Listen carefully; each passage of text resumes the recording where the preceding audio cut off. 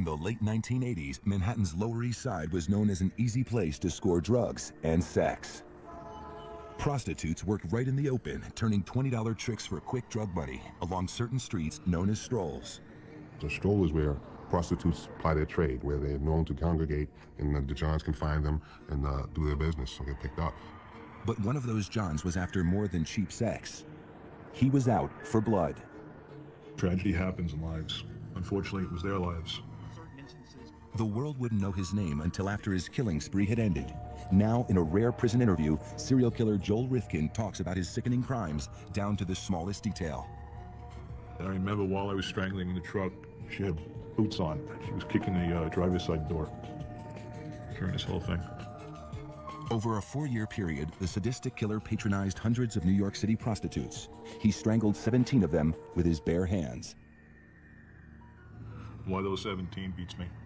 He discarded their bodies in remote areas or dumped them into local rivers. Some he dismembered. Cutting up the body, yeah, it's grotesque and repugnant to most people, but it's at a level less than the actual killing. No one knew about his cold-blooded killing spree. Not the police, not the press, not the public, not even the prostitutes themselves. People in that environment almost go virtually unreported and slip through the cracks. 22-year-old Tiffany Bresciani was his last victim. She was just very happy and beautiful and loved people. Tiffany had moved from Louisiana to New York to become an actress or a dancer. But instead of finding Broadway's bright lights, the city's dark side got her first. To support a drug addiction, she turned to prostitution. I still have that heartache, you know, it never goes away. There's that empty feeling sometimes, you know, without her. In spite of her troubles, Tiffany remained in close touch with her mother. But in June of 1993, she stopped calling home. She'd call about 3 times a week. You know, we really kept in touch that week that it happened. I said, did she call yet? And I had the most awful feeling. What happened to Tiffany might never have been discovered if not for Trooper Sean Ruane of the New York State Police Department. Early in the morning of June 28th, Ruane was patrolling Long Island's Southern State Parkway when a pickup truck caught his attention. I observed a tan Mazda pickup truck with no license plate on the back. We decided to pull the vehicle over. Instead, the driver took off. We're in pursuit of a vehicle's failure to comply. It's not high speed or anything, it's just failure to comply. But before long, Ruane was going nearly 100 miles per hour, trying to keep up with the truck as it sped through Nassau County. Barreling through stop signs and around corners, the driver seemed willing to do anything to get away. The vehicle actually went up onto 2 wheels, and I thought it was going to actually roll over.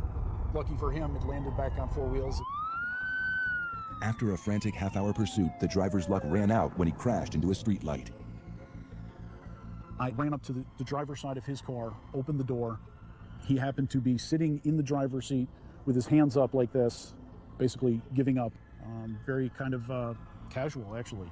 As Ruane began inspecting the vehicle, he caught a whiff of something evil, a telltale odor almost every police officer knows.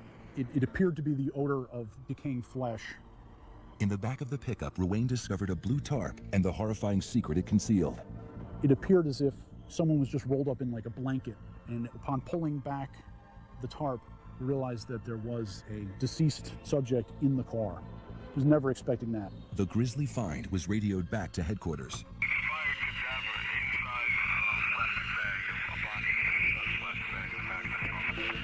Then, the suspect's identity was revealed.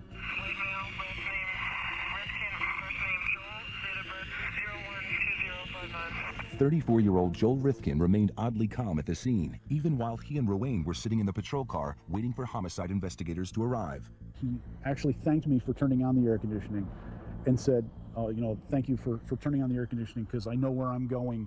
I'm not going to have that. Rifkin was taken to police headquarters in East Farmingdale, where detectives began interrogating him. From the start, he was cooperative. He admitted that he patronized prostitutes quite a bit, and that the body in his trunk was a prostitute, in fact, that he had patronized and had strangled while having sex with her. The victim was Tiffany Bresciani. Rifkin told investigators he had picked her up on Manhattan's Lower East Side. That was someone I met in the city, and things didn't go well. After killing her, he drove her body to his mother's house and stored it in the garage for 3 days before trying to dispose of it. Pretty unusual. We never thought that somebody could do something like that. We've been around decaying bodies before, and it's a pretty disgusting smell. And for him to drive around with it, it just was unbelievable. That wasn't the only unbelievable thing about Rifkin. The detectives were amazed at his icy calm composure. He was very cool, emotionally detached. It appeared that he wasn't concerned about this at all. I had a feeling that he had done this before. Under questioning, Rifkin filled in more details about his life. He worked as a landscaper on Long Island, but was unemployed at the time. He lived in his childhood home with his mother and sister. But investigators sensed there was more, much more, to Joel Rifkin's story. Well, what I thought unusual is that here's a fellow that looks like he could be your next-door neighbor, and then go out at night, pick up a girl, and strangle her, kill her, and then dispose of the body almost like it came like second nature. The detectives followed their hunch and asked Rifkin if there were other victims. I figured, there was no point in being evasive. I gave him the whole thing. What Rifkin gave was more than anyone imagined. A confession that turned a down-and-out landscaper from Long Island into the worst serial killer in New York State history. At police headquarters, Joel Rifkin was playing a cat-and-mouse game with detectives. The 34-year-old unemployed gardener just confessed to the murder of Tiffany Bresciani, whose body was found in the back of his truck. But investigators believed there was more to the story. 7 hours into the grilling, Rifkin began to crack. They were wearing me down. It was already getting into afternoon. I'm tired. He said, didn't sleep the night before. They're very good at what they do. They know how to bring it to the edge and then take you back and then bring you back to the edge again. The detectives wanted to know how many other women he had killed. And then they decided to play a numbers game with me. And we asked him, like, how many have you done, 100 or so? And he said, no, I did not do it 100 times. And I came out with more than one, less than 20. And going through different numbers, he said 17. He gave us the number 17. Even to such seasoned homicide detectives, the number was a shock. When that number came out, I was taken aback a little bit. He fed off of that. I think he fed off of, listen, what I've done 17. You guys are just catching me now. He offered to draw the skeptical detectives a map showing where he had put 2 other victims. I think they were very surprised. Finally, just, hand me a map and a couple of pens and, I'll draw you pictures. So I did. Rifkin's map led police to a remote part of JFK Airport where they found a skeleton beneath a rotting mattress. It was the remains of 25-year-old Iris Sanchez, whom Rifkin murdered on Mother's Day in 1992. This one happened incredibly fast. This was, of all the girls, the fastest. The other body was also where the map indicated, just off the highway in the Hamptons. It belonged to 28-year-old Lauren Marquez, a mother of 2 from Tennessee. I just basically leaned over her and grabbed her neck. We were able to recover these 2 bodies that had not been discovered before. So that pretty much put him in the realm of being believable. Now, with 3 confirmed bodies to his deadly resume, the detectives understood who they had captured. Not just a suspected murderer, but a confessed serial killer. I sensed that he had no remorse, and I don't think he thought of the victims as human beings. I think he thought of them as just as swatting a fly. On that June day in 1993, the interrogation stretched on for 12 hours as Rifkin described each of his 17 murders in gruesome detail. His recollection was very amazing. You could recall all these things from 1989, even all the way to 1993, with each victim, how he killed them, which ones he dismembered, how he disposed of them. Before the day was out, police executed a search warrant at his childhood home. His bedroom was a mess, filled with used dishes, soiled clothes, and discarded magazines. But among the filth, the detectives discovered valuable evidence, hundreds of personal items from his victims. We were overwhelmed, like, how are we going to go through this and go through meticulously? We started to find identification and jewelry and different things belonging to girls, underwear, clothing. Rifkin had saved trophies from each woman to help him remember the murders. As the numbers started to increase, an ID would, okay, there's a photo, I know who that girl was. A piece of jewelry, okay, I know that that's from that girl. So yeah, it would help keep the sequence and to remember who was who and remember the events. Those become very important to him. Many times it's an aid in reliving the fantasy. Detectives also found a collection of research material on other serial killers. We found newspaper articles chronicling other serial killers at other times. Jeffrey Dahmer, Arthur Sorcross, different books on the Green River Killer. It almost seemed like he was making a study of these type of individuals, fully knowing what he was. Police hauled away hundreds of pieces of evidence, including a saw, a freezer, and a wheelbarrow containing a quart of fresh blood. To help unravel this awful mystery, they turned to his mother and sister, whom Rifkin lived with during his 4-year killing spree.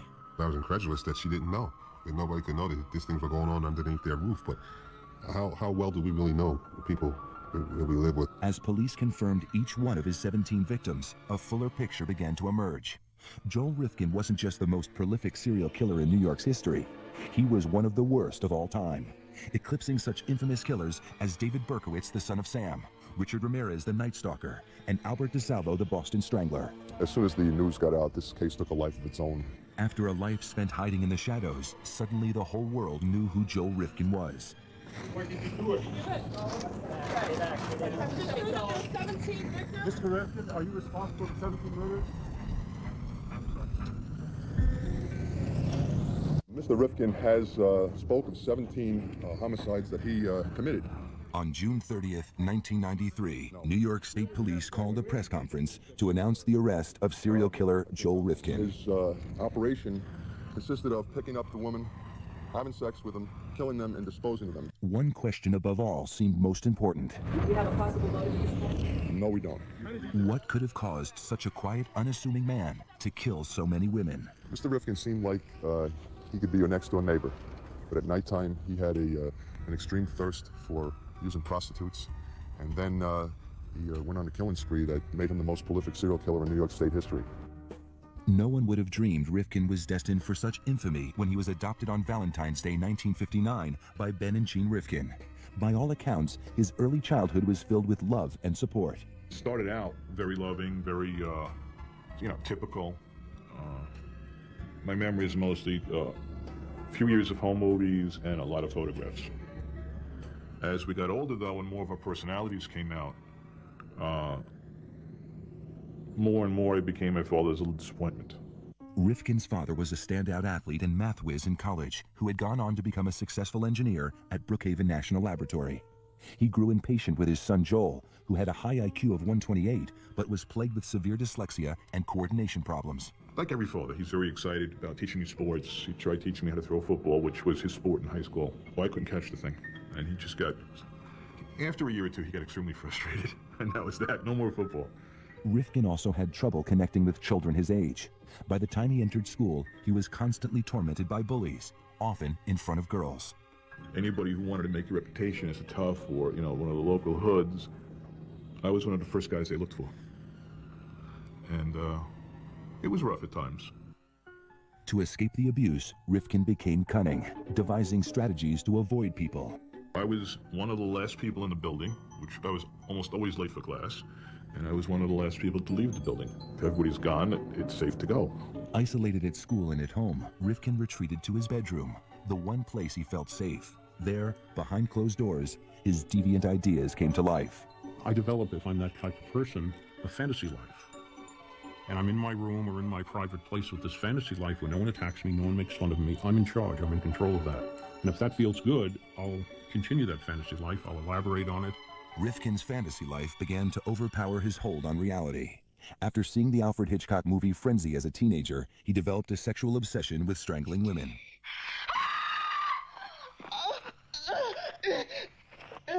I remember seeing Hitchcock's Frenzy, which I later had a videotape of. It used to always get my attention. That built into fantasy life. Rifkin graduated from high school in 1977. He stayed at home taking a class at the local community college. 1 year later, he enrolled at the State University of New York at Brockport, 200 miles away. Before leaving for his first semester, Rifkin decided that he might fit in better if he lost his virginity. I figured, well, I should have at least some experience. I should kind of know something of what this whole thing is. Rifkin headed into Manhattan and picked up a prostitute. She knew I was a kid, basically, so this particular woman was, I would guess, in her 30s. She'd been around, so she basically, played teacher. Rifkin didn't just learn about sex. After years of feeling rejected and humiliated by girls, for just $20, he could be the one in control. The feeling intoxicated him. Self-esteem-wise, as long as you had the price of admission, that was it. There was no rejection. There was no, you're weird, you're in there, none of that. But even with experience, Rifkin was still an outcast at college.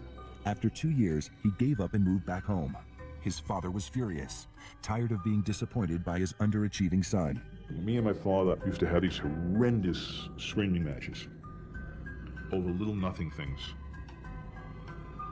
And I was made to feel like the worst kind of son on the planet. In 1986, Ben Rifkin was diagnosed with terminal cancer. Hoping to impress his father for once, Joel enrolled in a biology class at a local university. But just before his midterm grades were released, Rifkin's dad committed suicide by taking a cocktail of barbiturates.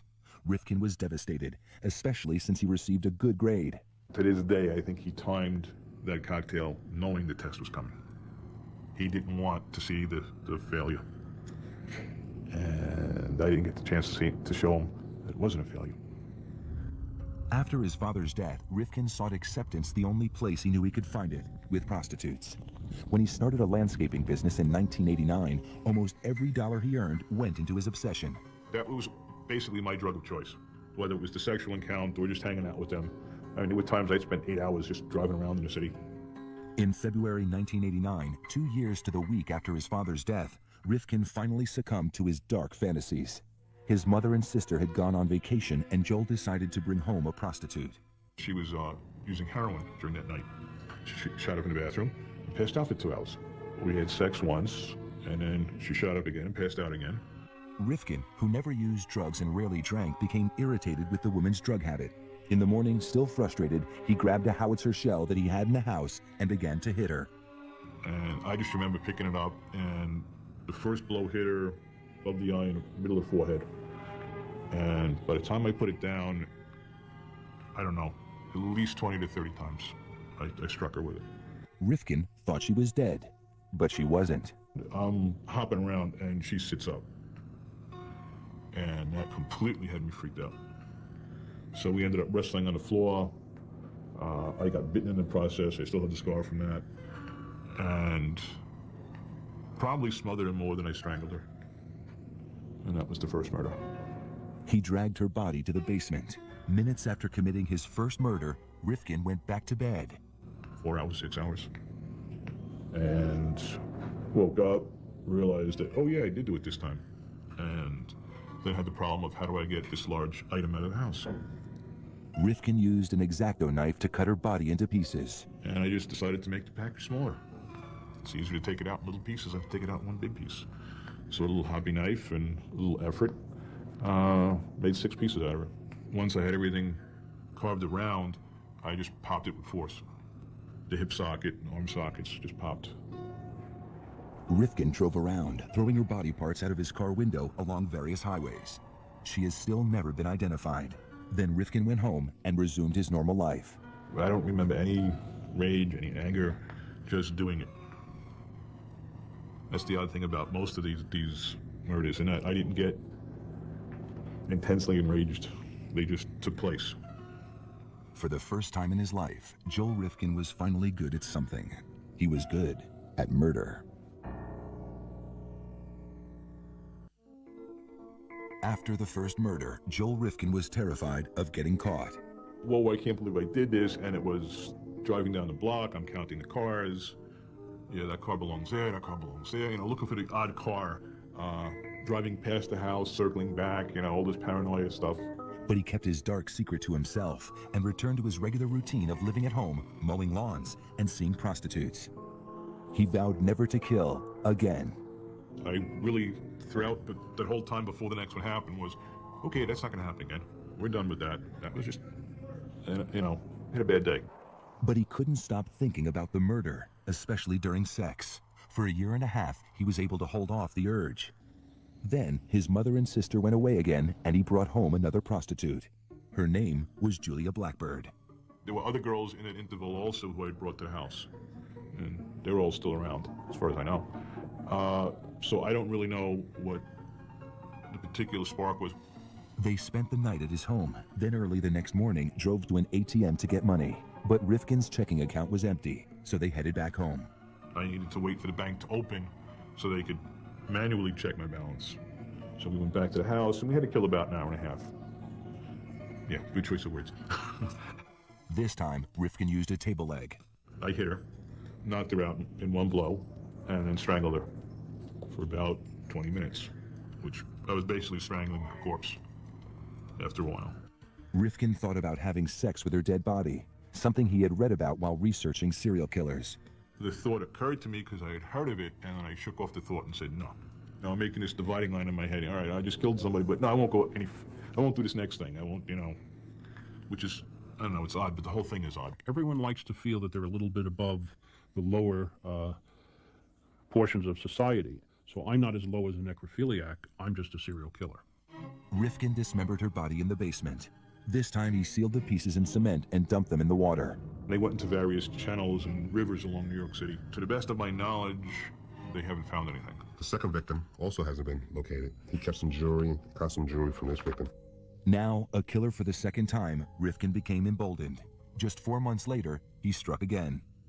The third victim, which we know as Barbara Jacobs, a white female about 32 years old, he picked up Barbara at 12th Street and 2nd Avenue, New York City. Like the others, he killed Barbara at his home in East Meadow. We had sex in the guest bedroom, and she went to sleep, and I was up and roaming the house. Debated with myself if I really wanted to hurt her or kill her, and eventually that impulse was too strong, and I picked something heavy up again, hit her on the side of the head, and strangled her on the floor. Rifkin kept her body in the basement for 2 days. The body had just begun to change. It looked like it was bloating, so I became afraid to cut it. So I found a mattress box, or some kind of narrow, long box, rectangle. So I slid her into that and dropped it in the Hudson River. Her body was found shortly afterwards, but never identified, remaining a Jane Doe until after his arrest. Rifkin didn't care. They were objects. I didn't think of them as having anything else but drug habits and, sex and money. In my mind, they never had families, never had anything. These killers, over and over again, have an abnormal need for power and control. We all like a certain level of power and control, but they have an abnormal need for it. Why? Because it was taken away in their earlier years. So now they're going to react, and now they're going to try to overcompensate for that. Self-employed, with no friends or social life, Rifkin was able to carry on with impunity. His family left him alone and didn't ask questions. Mom was like, hey, as long as he's not moping, as long as he's out doing something. His family pretty much were resigned to the fact that the type of person he was, a loner, kept to himself a lot up in his room. He would be out roaming at all hours of the night. That was a normal course for him, as far as the family was concerned. A few of the women actually escaped his death grip, unaware of his fatal intentions. One girl she managed to hook her foot around and lift me up to the roof of the car. And broke contact, and I'm basically dangling like a bug. And I relaxed, she relaxed, and she was like, I gotta quit doing this. And of course, you're probably like me, I gotta quit doing this, and the next night she's back out and I'm back out. The first 3 murders had occurred with long intervals between them. But his 4th victim, 22-year-old Mary Ellen DeLuca, happened just a few weeks later. Rifkin says he didn't even intend to kill her. We ended up in a hotel room. My thinking was, 2 people walk into a hotel room, 2 people have to come out of a hotel room. So I was looking for ways to avoid the killing. In the room, DeLuca began to lament about her life. She was saying stories of how she had just come out of rehab and now she's getting stoned again, and her life is crap, and this has got to stop, and I wish I was dead. And I was like, she didn't have to say much more after that. Rifkin grabbed her throat. We didn't even have any sex. Nice, the heck with it. Never even started the sex act, just strangled her. Now he had a problem. He had to get DeLuca's body out of the motel without anyone seeing. Pulled the curtains down, do not disturb on the door, and I went shopping for a trunk like a kid takes to summer camp. He got the idea to use a trunk from the same Alfred Hitchcock movie that gave him his first sadistic fantasy. That idea I lifted from Frenzy. The idea worked. Her body, partially decomposed body, was found on October 1st, 1991, adjacent to a rest area in Route 32 in upstate town of Cornwall, New York. Rifkin was not only killing more frequently, he was getting better at it. But he wouldn't get away with it forever. As the body count grew, Joe Rifkin began taking bigger chances. He murdered his 5th victim, 21-year-old Yun Lee, in his truck near the Williamsburg Bridge. I just grabbed her by the neck and didn't let go. That was broad daylight. Rifkin propped Yun Lee's body up in the passenger seat and took the expressway back to Long Island. I had to get gas. So I pulled into the self-service gas station. There with body on the front seat. He drove to a work lot where he stored gardening equipment and put her body in the same steamer trunk he had used to hide his previous victim. Then, Rifkin returned to the city and dumped the trunk in the Harlem River. Her partially decomposed body was found in the body of water off Randall's Island in New York City. Just days later, he killed again. Victim number 6's body has never been recovered. He strangled this female who had sandy-colored hair. He placed her in a metal drum, and he placed this drum in the Harlem River. While disposing of this still unidentified victim, Rifkin was nearly caught by 2 police officers. I roll the barrel off, splash, turn around, and there's a flashlight. And it's 2 of New York City's finest. What are you doing? He told the officers he'd been scavenging for car parts. The cops let him go. That was... type of thing, yeah. Rifkin went on to kill 11 more women. His murders didn't stand out in a city that was averaging 2,000 homicides a year. The multitude of cases and homicide cases and victims that in New York City, a jurisdiction like New York City gets, this is just an unfortunate thing sometimes. By the end of 1991, his 3rd year of killing, Rifkin had murdered 7 women. In the next year alone, 1992, he killed 8 more. I'm not even thinking about it anymore. Some of these other girls, it just didn't take anything. Very almost automatic. All of his victims were strangled. Joel Rifkin is a true sexual sadist. That thrill that he gets, it gets intermingled in sex. But again, keep in mind that tremendous feeling of power and control he would have strangling a defenseless prostitute. By discarding the bodies over a wide area, Rifkin kept police from connecting the murders. Nobody Rifkin knew suspected anything either. If he met Joel on the street, you would think that he was an unassuming guy. I don't think you'd take a second glance at him. Then, in late June 1993, Rifkin picked up his last victim, Tiffany Bresciani, while driving his mother's Toyota. He strangled her in the back seat and drove home. She's naked. I threw some car mats on her. I remember passing a tour bus, deciding it's not a good road. And I remember pulling off, drove to Kmart. Rifkin bought a blue tarp to wrap up Tiffany's body. Now it's around 9 o'clock in the morning. Drive home. Mom has some shopping errands to run. And it's her car. So Mom drives off with basically a very odd-shaped package in her trunk. And Mom never used the trunk that morning. After his mother returned, Rifkin moved Tiffany's body to the garage, where he left it for 3 days. Very hot days, so now it's nice and ripe. Early in the morning of June 28th, Rifkin drove off to dispose of Tiffany's body. But his truck's license plate wasn't properly attached. I heard it falling. I'm a socket mechanic. There's tools everywhere. So I thought I had left a wrench or a socket someplace and it bounced off. Soon after, Rifkin saw flashing lights in his mirror. Knowing the police would smell the stench from Tiffany's body, he decided to make a break for it and drive into the ocean. I was looking for literally a place to crash. I figured sink the truck, swim, hide under the pier for a while. I don't know what I was thinking. Instead, Rifkin crashed into a light pole after a 30-minute chase. He offered no resistance as Trooper Sean Ruane took him into custody. He asked me, he's like, why were you stopping me anyway?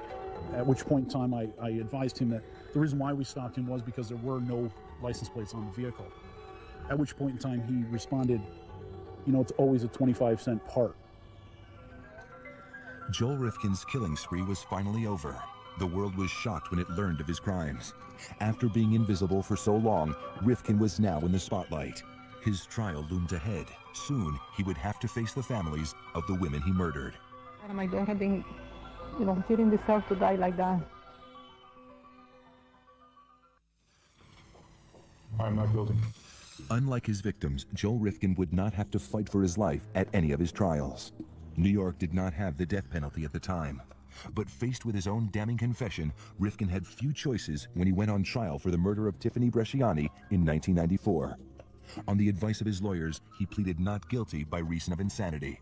The insanity defense at that point loomed as the most viable course to pursue if we were going to, in some way, try to impress upon the jury that Joel truly didn't appreciate the consequences of his actions. Rifkin's attorneys fought to suppress his confession, arguing that it was coerced. Rifkin insists he asked for a lawyer several times during questioning. I asked for an attorney about 20 times, but when it comes to, I guess, a crime this heinous, constitutional rights get forgotten about. It's not unusual afterwards for the defendants to make all sorts of claims about what they asked for or what the police did or said to them. His confession was ruled admissible. 10 months after Rifkin's arrest, the trial began. The prosecution portrayed Rifkin as a cunning killer who knew exactly what he was doing and went to great lengths to hide his crimes. He was bright enough to be able to pick the type of victims that would not be noticed missing right away, to do it, to kill these people in areas that would provide him with seclusion, and dispose of the bodies in such a way that law enforcement wouldn't be able to put one together with another. They also depicted him as a sexual sadist. He got sexual pleasure not only in killing these young women, but in keeping items from them, their identification cards, items of their clothing, some jewelry, and reliving that pleasurable experience of killing them in the secrecy of his room by holding and looking at all these items that he had stolen from them. As terrible as it is, what more power do you have over someone than life and death when you're strangling? The defense argued that Rifkin was a paranoid schizophrenic, legally insane, and incapable of comprehending the consequences of his actions. We were claiming that he was laboring under such a pernicious disease that he really wasn't appreciative of what he was doing. Tiffany Bresciani's mother testified at the trial. I knew I had to take a stand not only for my daughter, but for all women in the world. The mothers of two other victims were constant fixtures at the courthouse, demanding justice. They wouldn't let me do it, I'll kill him myself. Rifkin's mother was there as well, standing by her adopted son in spite of his gruesome crimes. I didn't know what unconditional love was until my arrest. In the courtroom, Rifkin appeared disinterested, falling asleep several times during the trial. After 2 weeks, both sides made their closing arguments. The dead, even though disposed of, were dates to Joel Rifkin. His mind never drew the connection between what was real, what was fantasy, what was life, what was death. He knew when he killed Tiffany Bresciani that he was a serial killer. He knew it. He was studying it. He was reading about it. He had articles on Jeffrey Dahmer and Arthur Shawcross and others in his room. And he was doing it to satisfy his own sexual perversions. The case went to the jury. 2 hours later, the verdict was in. As to count 1, murder in the second degree, what is your verdict? Guilty. At sentencing, the judge gave Rifkin the maximum. You have been found to have knowingly committed the most heinous act one can commit against a fellow human being, the taking of a life. You, Joel Rifkin, are hereby sentenced to an indeterminate term of imprisonment with a minimum of 25 years and a maximum of your natural lifetime. I don't hate him. I don't hate anybody. I just can't understand that. It's still a shock to me. I don't understand it. Over the next 2 years, he entered guilty pleas to 8 more murders. In 1996, when he was sentenced for the murder of Ira Sanchez, Rifkin offered his first apology. What I have done can never be forgiven, but I ask you to believe me when I tell you that I will never understand the part of me that caused me to do these terrible things to your children. Not only will I go to my death reliving these horrors, but I will go there never knowing why I did them at all. You all think that I am nothing but a monster, and you are right. Part of me must be. The judge was unmoved. Mr. Rifkin, in case there is such a thing as reincarnation, I want to be sure that you spend your second life in prison also. In all, Joel Rifkin was sentenced to more than 200 years in prison. Today, he has nothing but time to contemplate his crimes. I really didn't get a firmer grasp of what I did until around 9/11, when people were putting posters up looking for loved ones. And that made me realize, yes, there are families and what the families went through. And it changed perspective on a lot of it. Because many serial killers were abused as children, psychiatrists looked there for the source of Rifkin's violent impulses. But with such a normal childhood, Rifkin himself says he doesn't know why he turned into such a monster. They're looking for the cigarette burns, they're looking for the broken bones, and it's just not there. And that's one of the big mysteries for them and me. I'm not 100% evil, and I'm not 100%, not. It's a mix, unfortunately. After taking antidepressants prescribed by prison doctors, Rifkin says he now sees his crimes in a different light. Now, the memories are the reverse of fantasies. Now I wake up. Now it's like a kid waking up from a nightmare. They come and I wake up and get something to read to distract myself. But Rifkin also says he can't guarantee, if he had the chance, that he wouldn't kill again. The honest answer is I don't know. I don't know if I was released if I'd ever kill again. I might.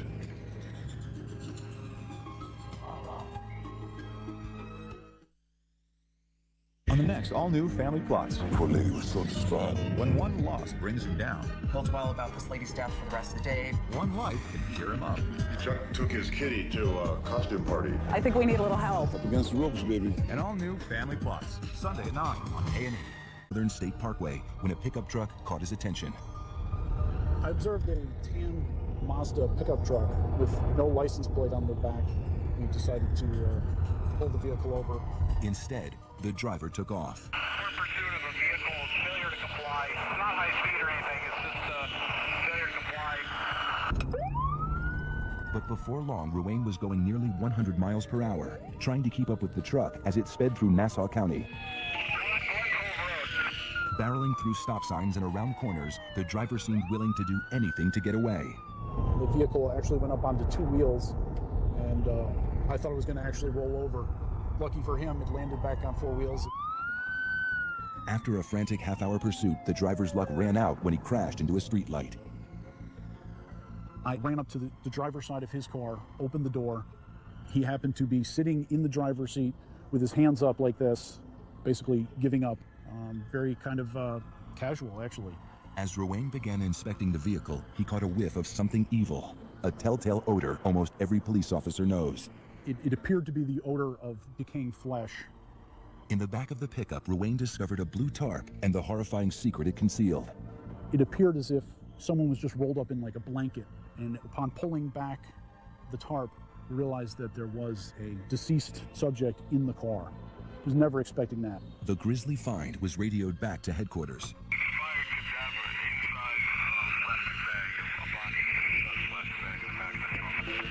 Then, the suspect's identity was revealed.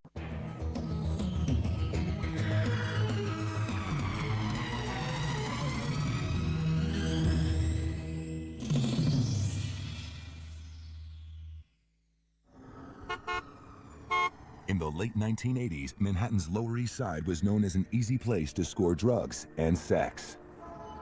Prostitutes worked right in the open, turning $20 tricks for quick drug money along certain streets known as strolls. The stroll is where prostitutes ply their trade, where they're known to congregate, and the Johns can find them and do their business or get picked up. But one of those Johns was after more than cheap sex. He was out for blood. Tragedy happens in lives. Unfortunately, it was their lives.